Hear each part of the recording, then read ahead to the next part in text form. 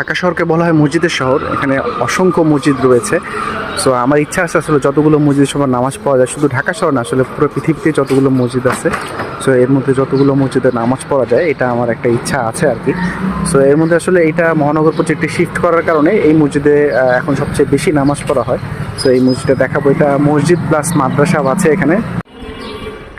এটা হচ্ছে আপনার মসজিদের প্রবেশমুখ। ওয়ালাইকুম আসসালাম। এটা হচ্ছে আমার মসজিদের প্রবেশমুখ। এই যে এখানে মসজিদের নিচতলা, টোটাল 5টা ফ্লোর আছে এখানে।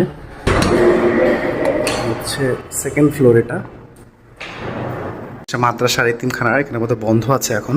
জুমার নামাজের সময় সব খুলে দেওয়া হয়, কারণ এখন তো আসলে অন্য অন্য নামাজের সময় খুব একটা মানুষ হয় না, সেই কারণে এটা মাদ্রাসা এতিমখানা হতে এগুলো বন্ধ থাকে। আর জুমার নামাজের সময় খুলে দেওয়া হয়, 5তলায় খুলে দেওয়া হয়, একদম 5তলা পর্যন্ত মানুষ হয়। এই ভিতর দিয়ে এদিক দিয়ে আসলে এটা হচ্ছে অজুখানা, সামনে হচ্ছে ওয়াশরুম। এই মসজিদের জুম্মার সময় আসলে খতিব সাহেবের খুতবাটা খুব ভালো লাগে।